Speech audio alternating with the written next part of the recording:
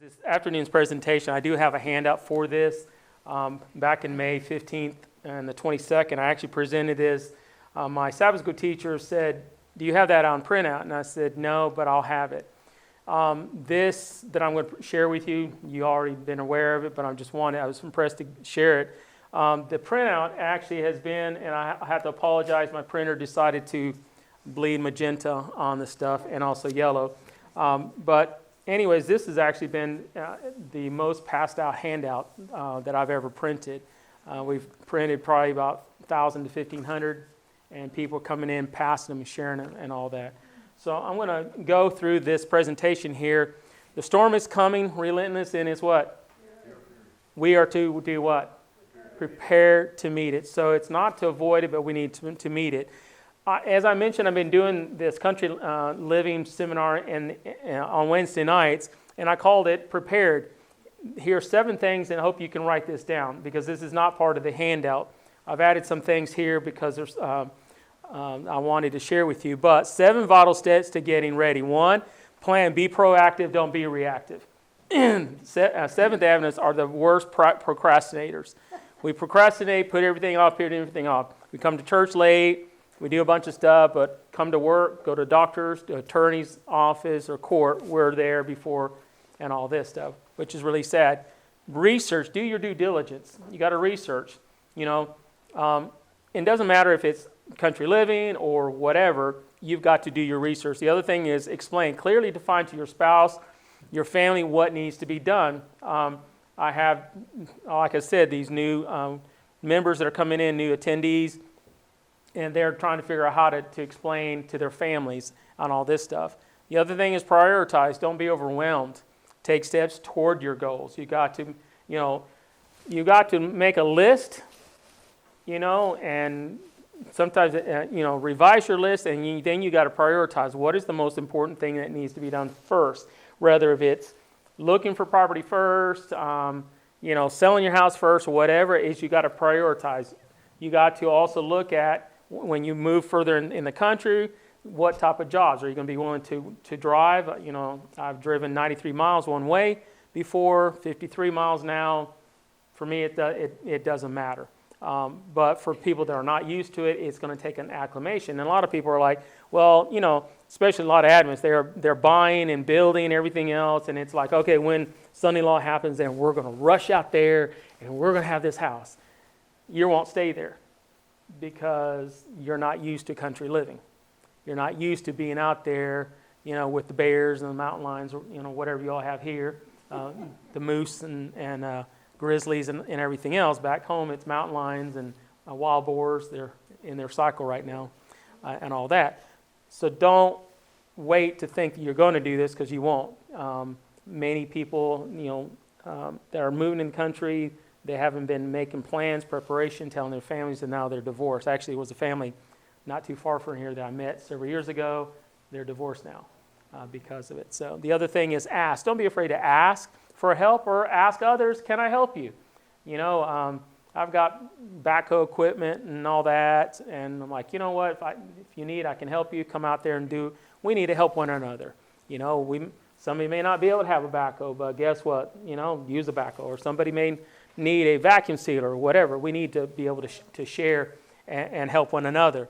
The other thing is rest. Be at peace with your decision. Whatever the decision the Holy Spirit impresses you with, be at peace with it. Don't second guess it. Execute but implement your plans. Don't wait around. Do it when. You got to do it now. That's the biggest thing. Is the longer we procrastinate, the worse off we're going to be. The more expensive, right now especially. And then demonstrate your resolve. By you moving out by faith, then it's going to help other people to also see that, hey, you're making this step. It's going to encourage them as well. Okay. So here's the quote that I mentioned earlier during the divine service. Many have so much rubbish piled up at the door of the heart that they cannot admit Jesus. This is what I was talking about earlier in reference to Revelation 3:20. Some have difficulties between themselves and their brethren to remove. Others have evil tempers, pride, covetousness. With others, love of the world bars the entrance. All what? This must be taken away before they can open the door and welcome the Savior in. So do you understand? I stand at the door and knock. Now do you understand here? Spirit of prophecy says we got all this rubbish that's in the way. It's got to be removed. Otherwise, we will never open our hearts to Christ. So Amos 8 says, Behold, the days come, saith the Lord, that I will send a famine of what? Bread, nor of a thirst for water. I don't know why that messed up. But he's going to send a famine land, but of hearing what? The words of the Lord. And they shall wander from sea to sea, from the north even to the east, and they shall run to and fro to seek the word of the Lord, and shall not what? Find it. So you're seeing right now, we've got to take opportunities to try to share with whoever we can. Take literature with you, take handouts with you. There's a lot of literature I see out there, DVDs, get them gone. You know, the worst thing for me is I don't ever want to be caught with literature in my home unless it just happens to come from Vance Farrell and it was fixing to be passed out. Okay, well, here we go.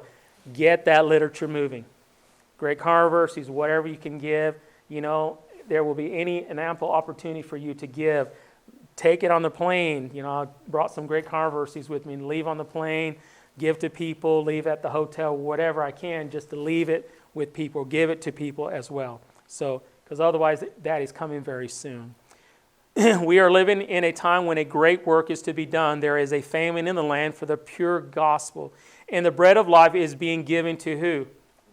This is why I have probably 15, like I said, brethren from the local churches that have been coming, especially in the last 6 weeks. They're coming, they're hearing things, and I'm trying to ask God for wisdom how to say it, but I still say it, and they're like, what? For instance, a week ago this Wednesday, this one lady, she's a nurse anesthetist. I knew her dad. Her dad had a ministry. And she looked familiar at first, and then later on she said, well, you probably know my dad, and she mentioned the dad's name. I'm like, yeah. I said, how's your sister doing all this stuff? Well, the subject came up, and I said, yes, there's a lot of things going on, like abortions in the Adventist church. And she's like, what? In the Adventist hospitals. She's like, what? Like where? I said, Loma Linda, for one. And I named a couple others. And she just was shocked. And I said, but you don't need to believe me. You need to go and verify it for yourself. And if everybody verifies things for themselves, and that's just, one example, then they will understand. They will like, why is this happening? And I said, the reason is because we have not spoken up against this. Because there's there's a spiritual lethargy in my area that many are just asleep. Like I mentioned earlier, they think everything's going to go back to normal. And there's nothing normal. Nothing normal anymore.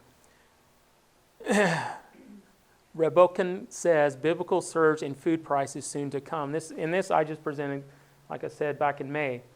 So today's elevated price trajectory show nobody had the foresight, fortitude, or financial power to stockpile in the years of plenty, but there are many more factors at play, warn Every and McDowitz. These other factors include a 7-year low in exporter supplies, massive increases in Chinese imports, adverse weather conditions, widespread food protectionism, increases in logistical costs, the speculators holding more commodity futures, and this is why they're trying to justify. Nobody knew the future. Well, we knew, didn't we? That there was going to be not only a famine of the Word of God, but there's also a famine of food, isn't there? There is a food shortage, and it's all man-made, is it not? This is all plant. It's all about control and all.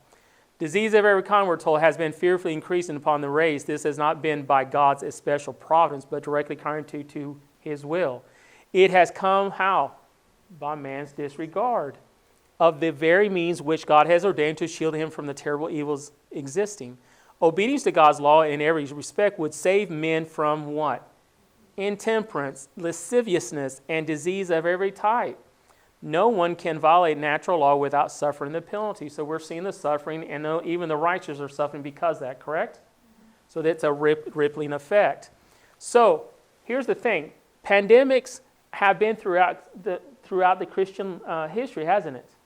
So let's look at this. The Christian response to plagues begins with some of Jesus' most famous teachings. Do unto others as you would have them do what? Love your neighbor as who? yourself. Greater love has no man than this, than a man that he should lay down his life for his friends.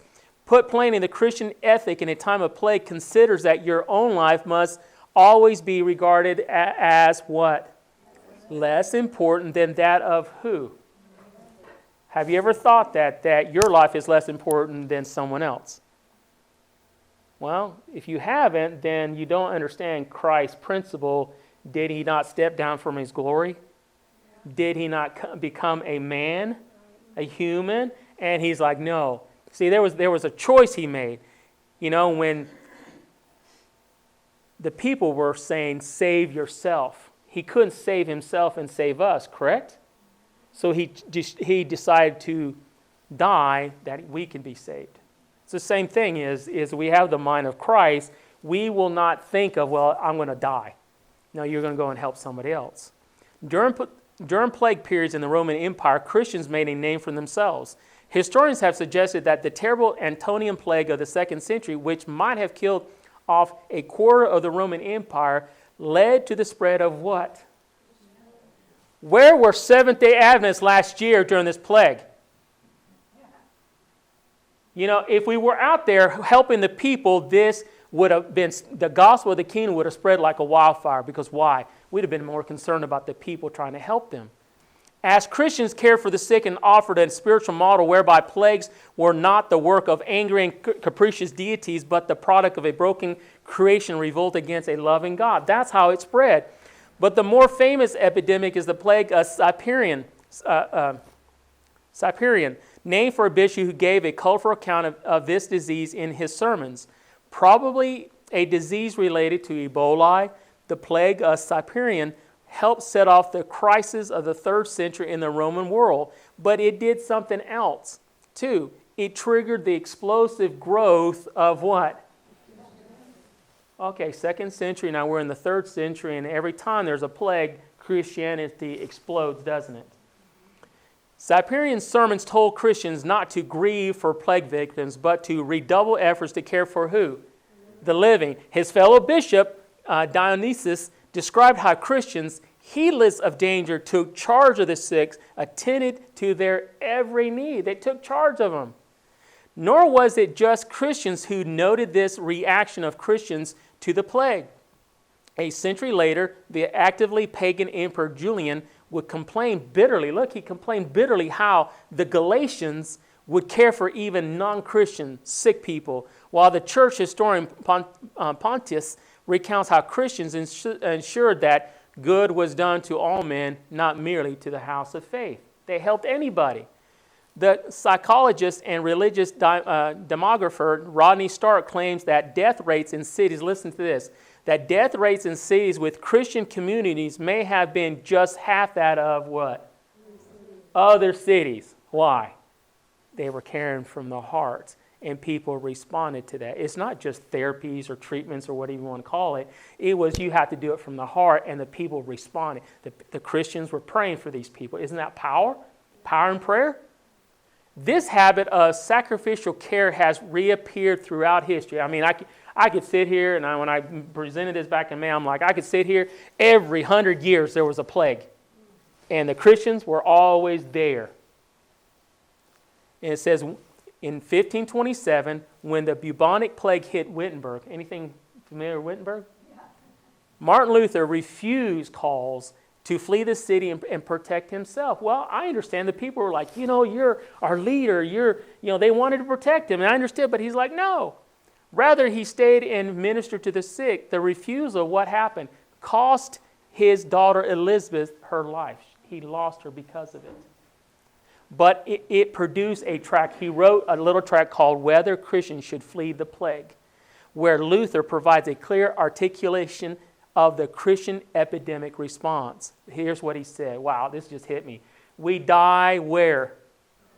We die at our posts. Christian doctors cannot abandon their hospitals. Christian governors cannot flee their districts. Christian pastors cannot abandon their congregations. The plague does not dissolve our duties.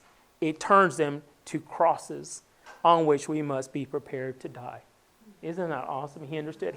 His daughter die because of it, but yet he still was faithful to what he was supposed to do. And that's why he wrote that. And that's why, for me, this is just, I'm about ready to cry again just to read that. We die at our post, faithful to it.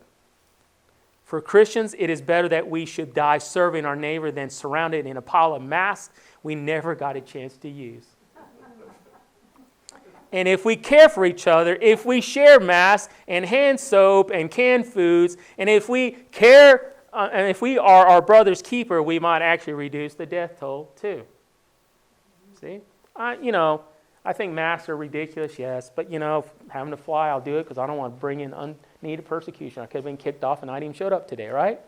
There's no point. There's certain things and all. I actually got chastised because in the handout I'm going to give you, this one brother chastised me. How dare you? I can't believe you would promote masking. And I said, if it's true that there's going to be a lot of shedders that's going to infect other people, then it's presumptuous for us not to try to protect ourselves. We don't know. So we may have to be cautious, right?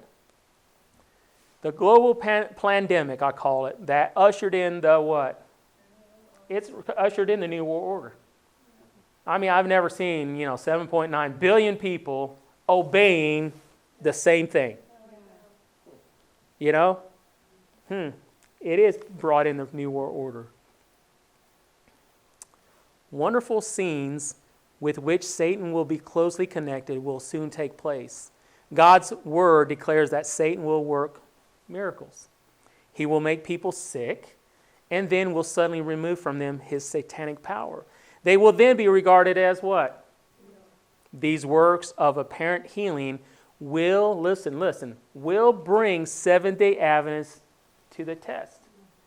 Do you know that there are Seventh-day Adventists, I'm doing letters of religious or health exemptions and stuff. There's Adventists that are actually getting bucked back that are being told, if you take things like Tylenol and such of that nature, drugs, you can't be exempt from that. And I said, I've been telling you, you need to learn to come off these medications, especially if we're looking toward the no buy, no sell. How are you going to get your medications in? Learn how to come off of those things as well. Because now, because of the vaccine mandate, people are in a pickle. Many of my church members, many other people are calling me and said, I'm looking at possibly losing my job by the first of the year. What is the Seventh-day Adventist General Conference position on the COVID-19 vaccination? You want to see this or not? Yeah, we do. All right. You forced me into it. The General Conference, this is straight from their website. So yes, take all the pictures you want. I have no, COVID-19 vaccine, addressing concerns, offering counsel, General Conference, Biblical Research Institute, and Loma Linda University School of Pharmacy and School of Public Health, December 18th. When is it? All right, we're almost a year here next month. It's been a year that this was published. We hope that this article will answer questions, allay fears, and resolve some of the prevalent myths and rumors, thereby bringing peace to the hearts of our members as they make health decisions guided by their health care providers. Where's God in this? By their health care providers. Well, I'd rather go to the great physician and ask him what his suggestions or his requirements. There are rumors and conspiracy theories that use the COVID-19 vaccine as an interpretation and or fulfillment of prophecy. Well, I think that is. Prophecy didn't say there's going to be a pandemic, COVID-19 at the end time, but we knew that there was going to be things that are going to happen. We didn't know exactly, correct? Yes. COVID-19, the vaccine, I will tell you, it's not the mark of the beast. But it is setting you up if you choose, after investigating, and still get the shot, it is setting you up to receive the mark of the beast. Do you understand? My people, Amos 3:7 says, are destroyed for what? And we could stop there. And a lot of Adventists, I hear they quote that and everything. I'm like, yeah, but you didn't finish it. Because they refuse knowledge, I will refuse them. I know they're Seventh-day Adventists. They go to the General Conference and they think, they say it's okay, then they go and get it shot. Well, that's their mistake. God can still work and help them and all that. I'm not going to be able to probably get into what people can do to help detox that stuff out. It is in the handout. But I say, you can go to God and say, God, I did not know. I didn't spend the time. Please forgive me and help me. With God, all things are possible. Now, people say, oh, you can't get it once you get shot. I'm like, I have a living God. He's not dead. That's right. And anything's possible with him, so I'm not going to trust that. The global upheaval caused by the COVID-19 pandemic has generated considerable speculation related to end-time events and misinterpretations of the Bible. One recent view propagated through social media and some internet websites has put forward the theory that the upcoming vaccines produced to combat COVID-19 belong to a process of control that will lead to the application of the mark of the beast. What do you think's going on with that? It's all about control and all.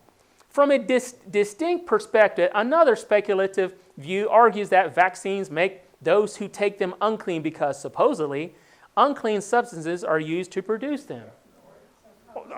Yes, there are. Okay? In this regard, it should be clarified that the abiding biblical instructions forbidding the consumption of unclean foods and blood, Leviticus 11 and all that, and Acts 15, do not apply to what?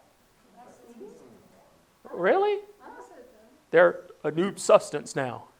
For the obvious reason that vaccines are produced as medication to save lives, not to serve as food. Well, no, I'm not I don't believe that vaccines are food, but it is from a food substance, subsidy, and everything else that shouldn't be entered into our bodies, correct? Speculations such as these bring the Word of God into disrepute and cause confusion among sincere but less informed believers, or to oppose it on the basis of using the introduction of a vaccine to stir up an eschatological scenario of spiritual and cosmic proportions. A faulty interpretation of Scripture only distracts sincere believers from the real prophetic issues and the Adventist Church's commitment to proclaim the gospel. Well, they're not presenting the gospel anyways, but the problem is you see how the misguidance is from their own website, from the General Conference? So that many are being duped because they don't question. Whatever the General Conference says, they don't question. And look what the position we're in now.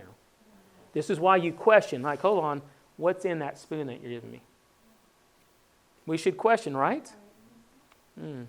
So, in conversation with Loma Linda University, do you understand that this thing, unbelievable. I cannot believe they spent $11 billion for this thing. But anyways, School of Public Health, Michael Hogue, however you pronounce it, Hogue, Dean of the Loma Linda School of Pharmacy, who serves on the U.S. Centers for Disease Control. My flags go up when I read that, especially.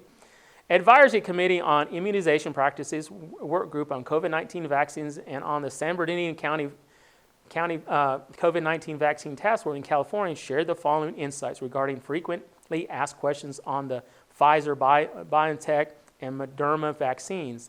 His insights and explanations of common questions appear below. So here's what's interesting is they are promoting this guy that is Dean of Professional Loma Linda, president of what? The American Pharmacists Association. So what is he doing? Pushing drugs, promoting drugs.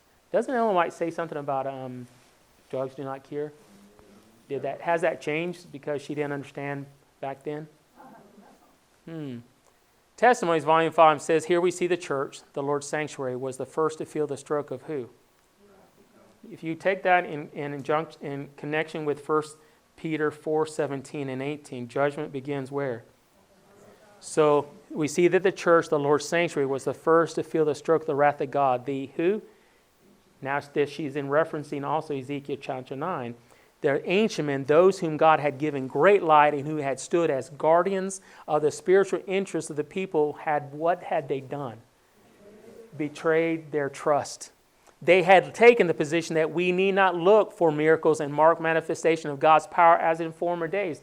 Don't we look for that? Isn't it a miracle when people give their hearts to Jesus Christ, surrender, they change their lives, they get baptized, and they're in the newness of life? Yes, we should and all. I've heard several Adventists that say, yeah, we got baptized here, and I, because of evangelistic meeting, and I thought when I went to the local church that they were enthusiastic, and then people say, well, honey, it's okay, you'll get over it. I just told a lady that just joined our church, I said, I'm here to back up the high-octane fuel truck, and I'm going to pour it on you. I want to fuel the fire. I don't want to put it out. So Okay, you all just sit, soak, and sour in the pews. We got to flame these newcomers. They're excited and all that. And this lady that just come in, she said, it's sad that your other church members are just sitting there. They're not doing it. They're not evangelizing. And I was embarrassed. They had taken the position, we need not look. The times have changed. These words strengthen their unbelief, and they say, the Lord will not do good, neither will he do evil. He is too what? Merciful to visit his people in judgment. Thus, peace and safety is a cry from men who will never again lift up their voice like a trumpet and show God's people their transgression in the house of Jacob, what?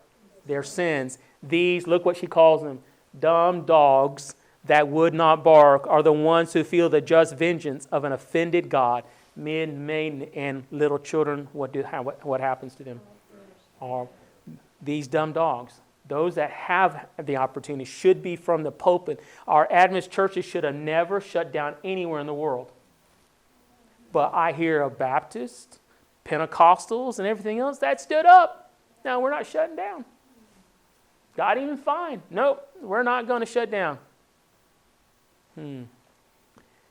Councils on Health says a practice that is laying the foundation of a vast amount of disease and of even more serious evils is the free use of poisonous drugs. When attacked by disease, many will not take the trouble to search out the cause of their illness. That's why, early this year, my family and I, we got COVID.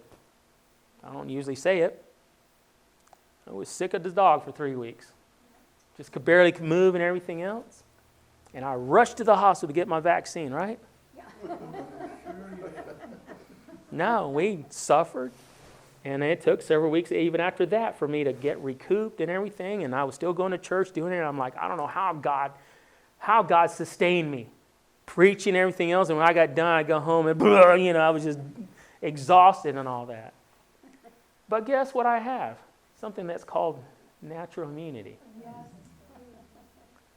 And I did everything I could, the vitamin D3, the zinc, couldn't get any of the ivermectin or hydrochloroquine that's banned at that time. Now I do have it. I'm getting it a little bit for people that, sick. I actually, on the way here, found out a lady that she attends our church. She goes to a celebration church. Her 2 sons had COVID. Now I texted her this morning, hey, how are your sons doing? She's, well, doing good. Problem is that I got COVID now. I tested positive. And then this new lady that's in our church, her daughter, she said, I think she got COVID. My wife brought some ivermectin for her. And then her daughter was tested positive today at 10. And then she said, well, I think I have it because I just spent all day yesterday with my daughter. And I said, well, that's okay. Send her text, here's the protocol. Hope you don't mind me sharing it with you. And no, thank you for your help and all that. So their chief anxiety is to rid themselves of pain and inconvenience. It was 3 weeks of inconvenience that I had. Lisa, my son Benjamin, and Naomi, it was inconvenient. So they resort to patent nostrums of whose real properties they know little. Or they apply to a physician for some remedy to counteract the result of their misdoing. But with no thought of making a change in their what? Unhealthful habits. It's okay for you all to get sick. Now that, do you know cold is called COVID? Pneumonia is COVID? So I'm like, okay, all the pneumonia, and only, I saw the little handout out there that I brought, I think last year, you still had some. 50, 60,000 people die normally from cold, flus, pneumonias and all. Well, that's been cured, hasn't it? We don't have any more of that. It's all COVID-19 now. If immediate benefit is not realized, another medicine is tried, and then another. Thus, the evil continues. It's one after the other, just building up and all. People need to be taught that drugs do not cure disease. Has that changed? It is true that they sometimes afford present relief, and the patient appears to recover as a result of their use. This is because nature has sufficient vital force to expel the poison and to correct the conditions that cause the disease. Do you understand how that we're fearfully and wonderfully made? God says, hold on, the body I gave you is going to counteract this. And it tries. For years, we're just, well, whatever, violating the laws of health and everything. And finally, eventually, you're going to have to pay the piper. Many, they grow up and live and all that, spend their health to gain their wealth. And then when they retire, they spend their wealth to try to regain health. Should have been doing that during the whole time, right? This is because nature, health is recovered in spite of the drug, but in most cases, the drug only changes the form and location of the disease. Often the effect of the poison seems to be overcome for a time, but the results remain in the system and work great harm at some later period. By the use of poisonous drugs, many bring upon themselves lifelong illness, and many lives are lost that might be saved by the use of natural methods of healing. The poisons contained in many so-called remedies create habits and appetites that mean ruin to both soul and body. Many of the popular nostrums called patent medicines and even some of the drugs dispensed by physicians acted part in laying the foundation of what? The liquor habit, the opium habit, the morphine habit that are so terrible it curses society and all. And if she was alive, she would have probably named a lot more that we're dealing with now. So it does lay the habits, the addictions of that now. So we've got to stay away from them, correct? Mm-hmm. So Romans 12, 1 and 2, I beseech you, therefore, brethren, by the mercies of God, that we to present our bodies what? A living sacrifice, holy and acceptable to God, which is your reasonable service. Be not conformed, or I call deformed to this world, but be ye what? Transformed by the renewing your mind, that you may prove what that good and perfect will, good and acceptable perfect will of God, correct? This is where we have to understand that this is what God wants us, because He wants us to have strong minds. We will have strong bodies. We will have a strong relationship to Him, because in the last days, that's what's going to take mentally, physically, and spiritually to be strong and connected with God. So we have a biblical warning. Look, Revelation 18:23 says, "And the light of a candle shall shine no more at all in thee, and the voice of the bridegroom and the bride shall be heard no more at all in thee. For thy merchants were the great men of the earth, for by," why? How?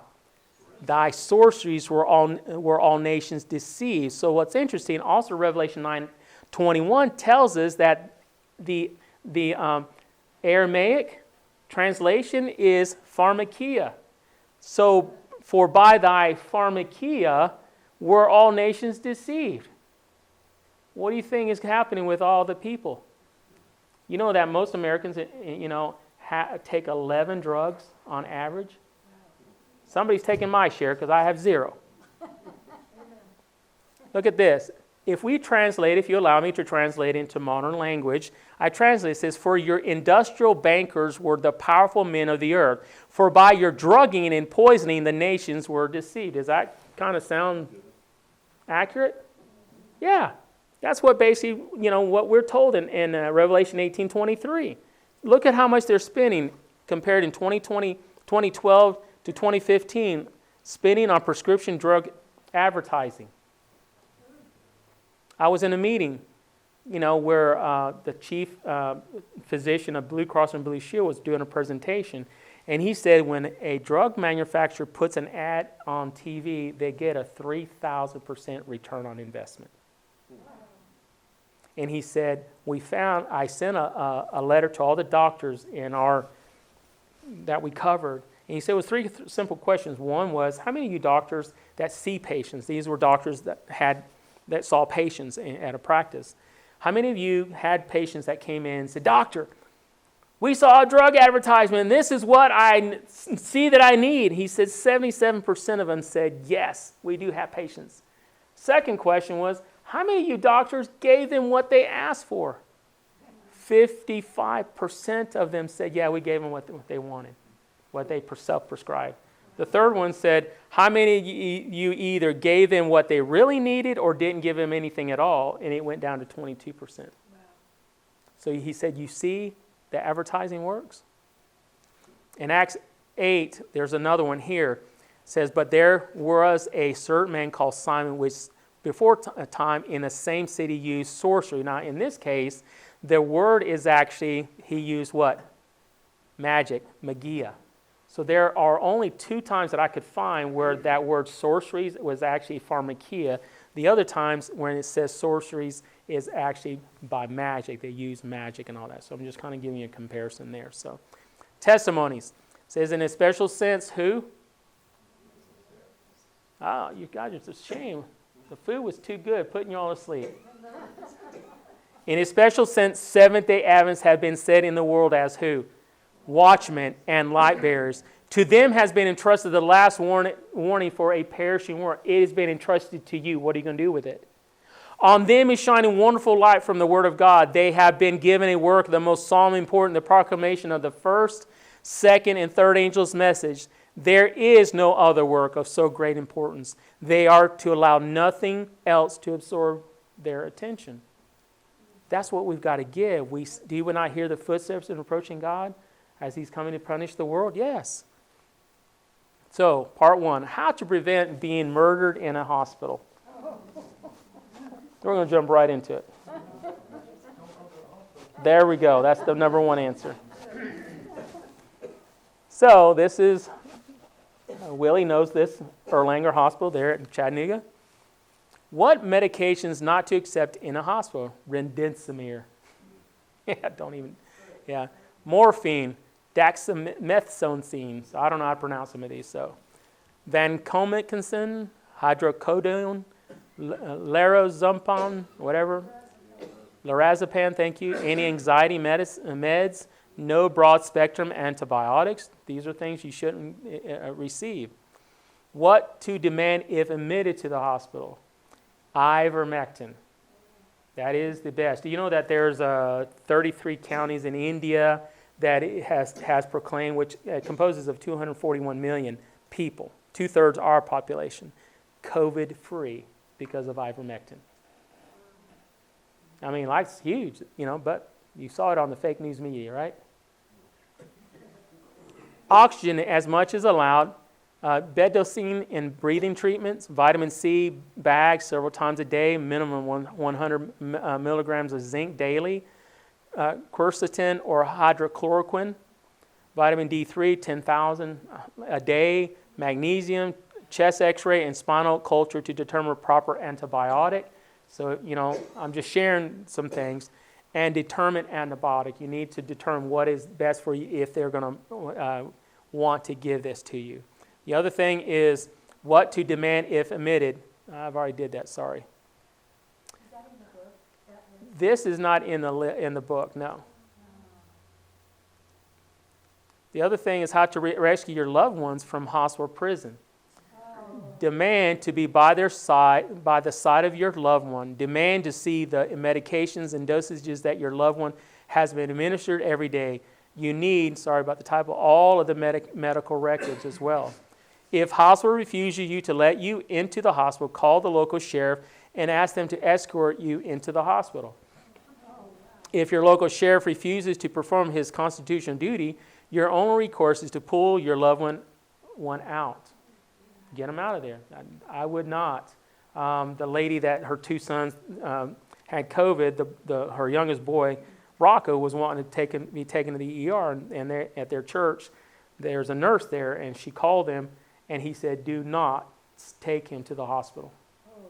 So I'm like, thank God, there's a nurse that at least is smart enough to say, do not admit him in there. The other thing is, this is part two, call the hospital patient advocate and tell them that your loved one wants to die at home and you want to call in hospice. They should immediately make arrangements for transportation to your home and also set up the equipment at your home as well. That you don't want them staying there and all. You must do this before a vent is required. If you wait too long, they will not make the trip home. Be sure that you have made arrangements for a doctor that will treat your loved one with the proper healing protocol, and you have all the above items ready to go. Because once you have them in your home, you're able to work with them more effectively. Yes? You just mentioned hospice just to get the equipment. Because hospice is a death sentence. Oh, yeah, it is. I mean, the thing is you want to tell them, because this kind of happened with us, with my father-in-law, is they were wanting us to call hospice in, and we're like, well, no, we just bring him home and I'll let him die. And he was a diabetic, plus he had double amputation, and it was the anesthesia for both of those. You don't do it within. I think they did it within 48 hours, and so it's a double whammy. And so he just came home. He had home health that was coming, trying to make him comfortable. But you tell them, because otherwise, in most cases, if they're especially sick, they're not going to let you unless you tell them that you're. Yeah, we'll say, well, we'll take care of him when we get home. So that's the best way. If they say, well, he's going to be on hospice, say, well, we'll look into it. Just you want them out as fast as possible.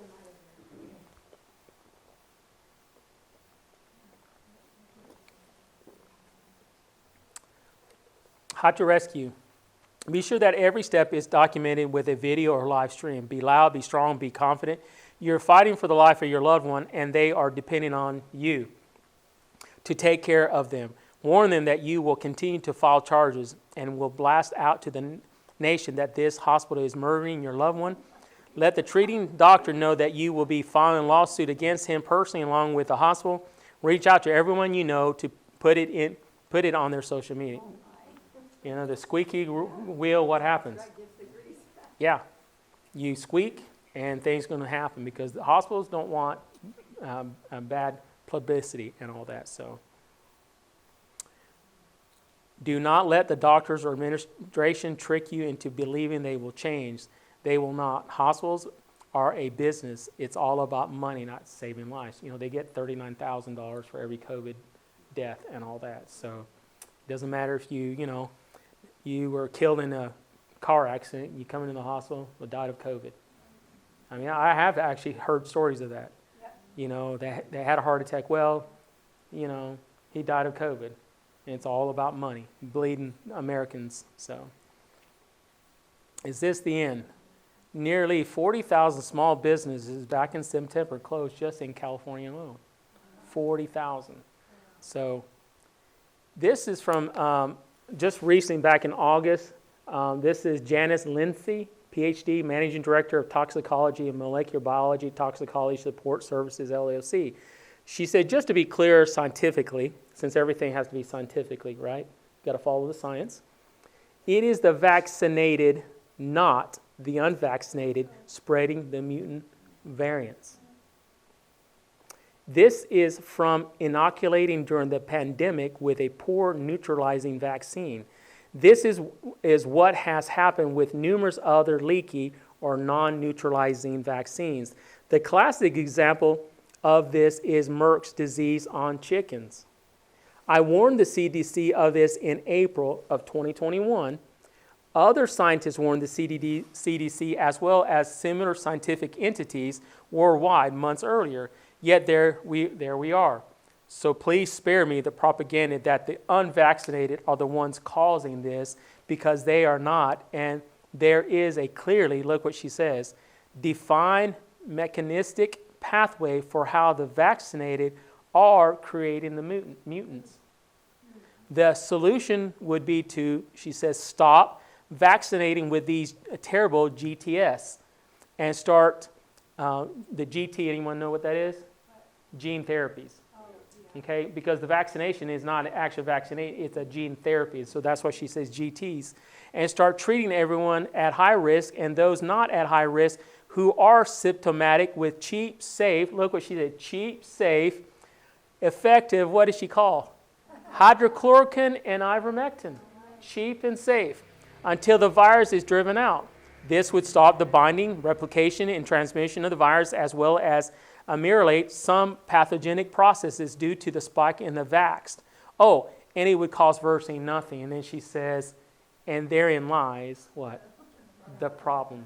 Because the money men are making money then.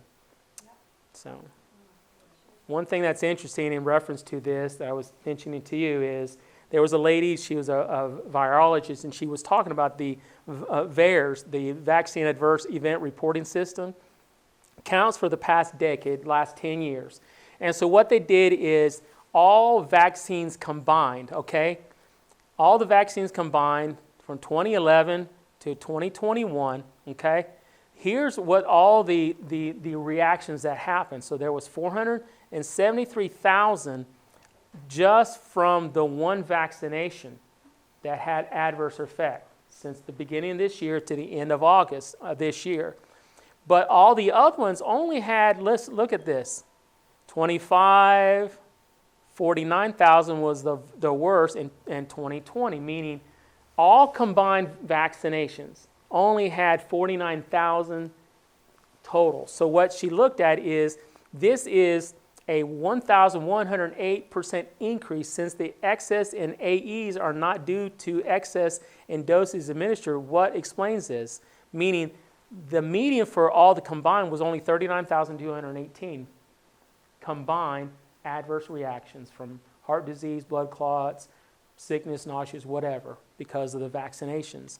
But the ones that had been vaccinated just because of the COVID, they were 7,100 that actually died during this 2021, as opposed to the combined was an average of about 150 people per year.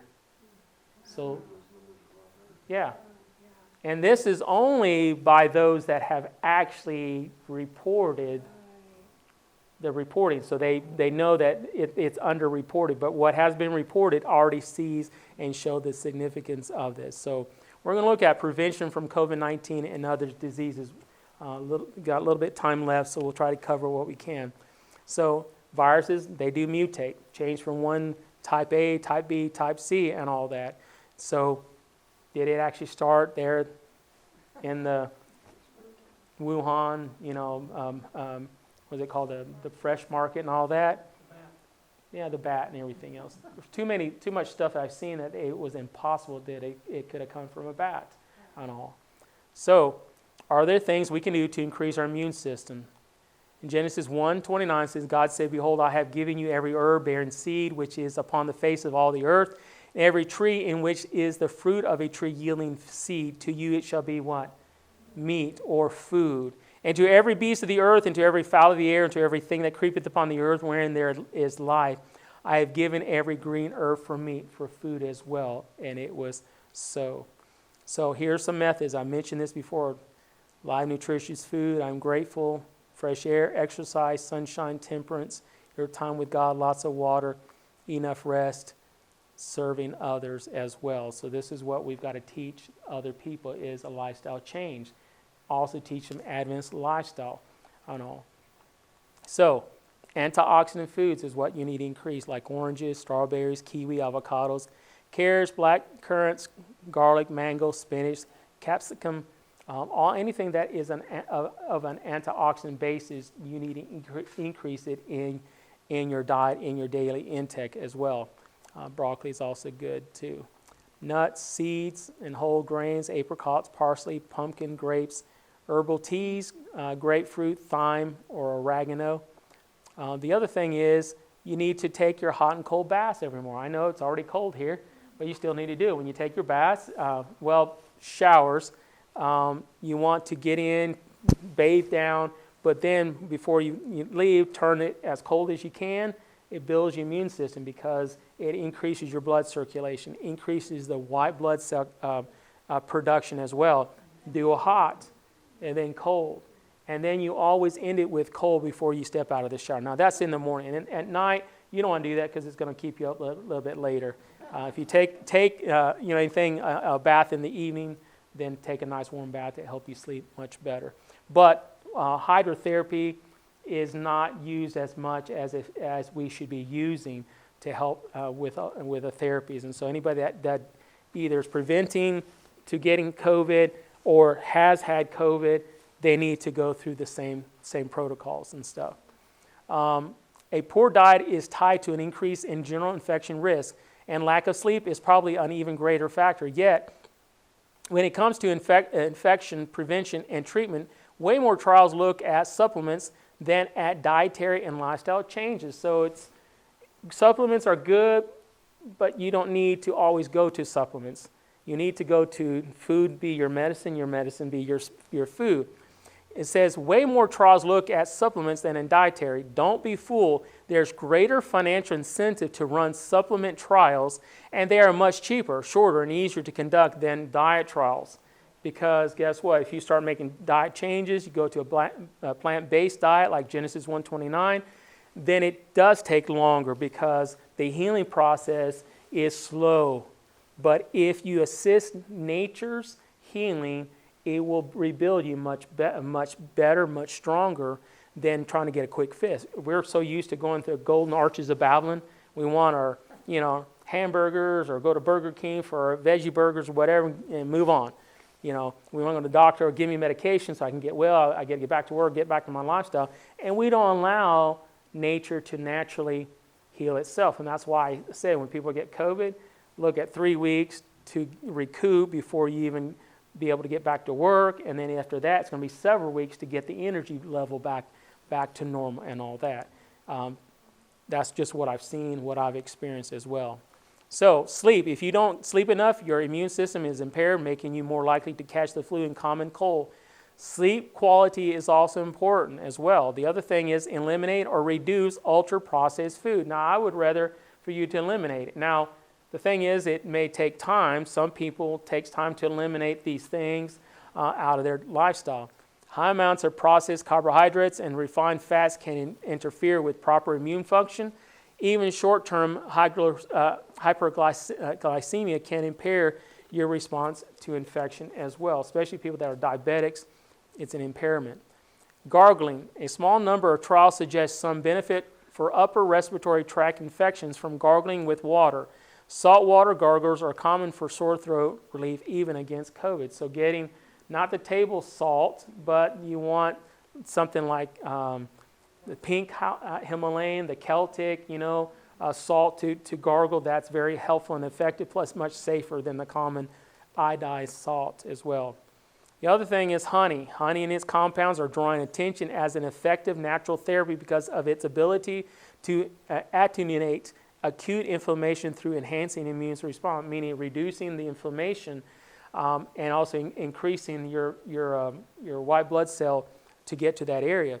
Several studies have proved its potential healing capability against numerous chronic diseases, conditions including pulmonary disorders, cardiac disorders, diabetes, hypertension, autophagy, dysfunction, bacterial and fungal infections as well. So now one of the things is that you want honey that is from your local area and all that. The pollinations and stuff like that. Don't get honey from Tennessee. It may taste good, but it's not, as far as healing and keeping you healthy, it's not going to be as effective as local honey. The other thing is, more importantly, honey has proved its residual effect on several envelope viruses such as HIV, influenza virus, herpes simplex, and varicella zoster virus. Honey may be beneficial for patients with COVID-19, which is caused by an enveloped virus SARS-CoV-2 by boosting the host immune system, improving comorbid conditions, and antiviral activities. Moreover, a clinical trial of honey on COVID-19 patient is currently, when I presented this, it was actually, they were going through to see what the benefits of it was. But so far, it was looking good as far as the trials and stuff. So, How would you take it? pardon? How would you take your honey? I would take it raw. Don't ever cook it. Anything when you're doing for therapy, don't ever heat it. So So I wondered, just like a teaspoon? just about a teaspoon. You do it a couple times a day.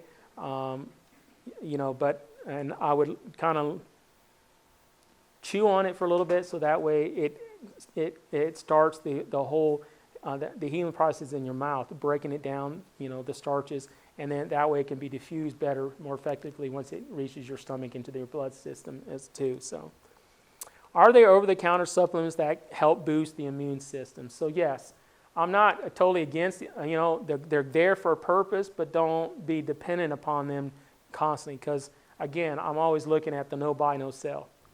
No buy, no sell. So no buy, no sell, meaning I can't get all this stuff. I've got to learn, have herb walks, whatever plants are out there, learn what are good edible plants and stuff like that. Learn them, have a book, invest in stuff like that to have on hand. Prevention protocol, ivermectin. Prevention for high-risk individuals, 0.2 milligrams per kilogram per dose, take with or after meals. 1 dose today and repeat it 48 hours. So it's, I can't remember what the size of the tube that I'm getting. You can get it in the pill form, but I don't suggest getting in the ivermectin in the pill. If you do, crush the pill. Mix it in water or take it in a powder form, rush it down with water, apple juice, or whatever. The reason is because if you take the pill, it has to be broken down. So if you powder it, it will help speed up the process, and you will have more of the pill being absorbed into your system. There is a tube cream of the ivermectin that I like. It's edible. Yes, people back home, I'm sure here, making fun of, oh, you guys are taking the horse parasite. Yeah, if it's going to heal me or keep me well, I'll take it. There is a nurse, she was a associate professor in nursing, and when I shared it, she said anything like that for an animal, a human can take. It's just our mindset is it's made for animals or a horse, not for human consumption, but it can be, it's not dangerous to take it as well.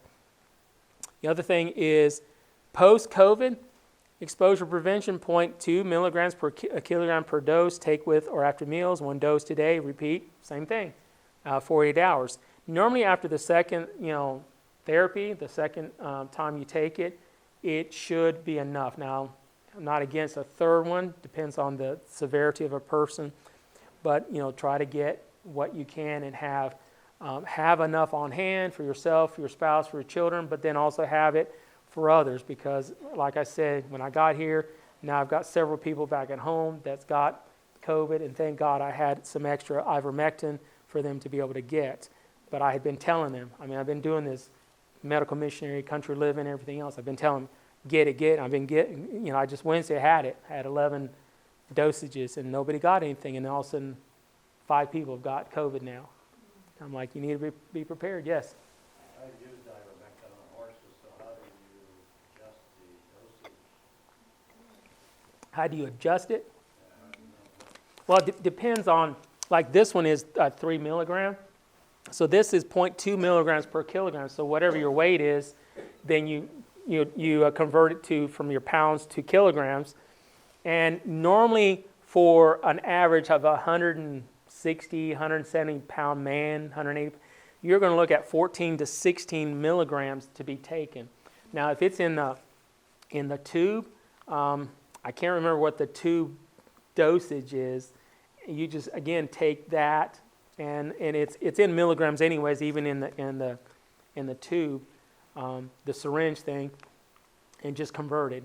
And so this is the suggested 0.2 milligrams of ivermectin per every kilogram of a person's body weight. So, but normally it's anywhere from 14 to 16, the average weight. A little bit less for a woman, maybe 12 milligrams for a woman. But even if you take too much of it, it's not going to do anything to you other than, it's going to clean your parasites, which we all need it anyways. And you might just get a little booster. So if you took normally 2 dosages of the syringe is enough for a normal sized person. So, okay. But this is in the book, so that way you'll have it to be able to do the conversions. So, also vitamin D3, I recommend the D3 cream because one, it's right on the skin. You can alternate it and it goes right into the blood system. So if you have it, prevention's 1 to 3,000 IUs per day. If you actually do had COVID, then you up the dosages, and normally the dosages is 4,000 or more on a daily basis. Okay, so large doses of vitamin D, such as 4,000 a day, should be taken only under the advice of your healthcare provider. I have to tell you that. But here's the thing: if you're taking it, the body will expel whatever it doesn't need. Okay, there's many supplements that you can take that they say, oh, it's dangerous, you shouldn't take it. For instance, my favorite is lobelia. Lobelia is also fantastic for COVID. COVID is respiratory. Well, guess what? Lobelia is for respiratory issues, for people that have lung cancer, COPD, whatever. And so there has been for years a teaching that lobelia is going to kill you. High doses, and Dr. John Christopher actually did a study and said that you would have to have such large quantities, like, gallons of lobelia, which you would get sick anyways before taking it, that it wouldn't kill you. So, you've got to investigate, but also use common sense as well, okay? The other thing is vitamin C, chewable 500 to 1,000 per day, twice a day, can reduce the duration of cold symptoms. Now, if you do get COVID, you want to increase the dosage up to 10,000, as I shared with you earlier. Quercetin. Now, there's quercetin with zinc. I do not advise you to take both of them together. You want quercetin by itself because you want a higher dosage of it, for one, than what's normally that I've seen in the combination. Plus the zinc you should take on a daily basis, 50 milligrams, or at least every other day, with food, because the side effect is nauseousness. If you do get sick, this is where the challenge is. If you're sick, you still need to take it, but really you need to take it up to 200 milligrams per day. But that's the problem, because you have to have something in your food. So that's why if you can juice, take it, even if it's 3 times a day, spread it out, whatever, you want the zinc as well. So 250 milligrams per day of the quercetin is reported to be effective on treatment and prophylaxis of other SARS-like coronavirus infections as a strong antioxidant and scavenger flavonoid without any adverse effects. Upon this data, the investigators hypothesized that quercetin can be effective on both prophylaxis and treatment of COVID-19. So we need to have it, correct? Chelated zinc, 30 milligrams a day. Oral lozenges are great, but like I said, I prefer them being separate. It's much more effective. You can get the chelated. It's fine with me. It's a little bit more expensive. You can just get the regular zinc as well. Melatonin, this is the reason I suggest this is because if you do get sick with COVID, then you want to be able for your body to rest more. It's one of the things that will cause is unrest, uneasiness. People that have COVID, you want them to rest because then it gives their body ability to heal itself while you're sleeping and all that. So you may need melatonin. So in this case, this is what I'm telling you, I've told people everywhere I go, is stock up on these things that haven't, because it's really not a matter if you're going to get sick or someone else is going to get sick. It's a matter of when, correct? And you have this on hand, and especially with everything fixing to go up, thanks to, our current supposedly president, everything's going up. Inflation, they've got 80-something thousand IRS people. They're going to go after people that make under 75,000. So be expecting a lot more audits and everything else to pay for their Build Back Better junk and all that. So that's why we got to get these things on hand and all. Garlic is also a great antibiotic.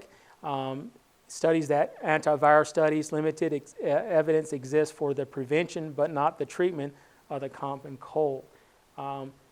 They say that, but here's the thing. We know that garlic is the allicin that's in the garlic, when you press it, slice it, or mix it in its raw form, is very effective, especially for diabetics, people that have cancer, and people that have COVID or pneumonias or anything, or what have you. And if you throw in some echinacea on top of it, you just make it even more handy-dandy, okay?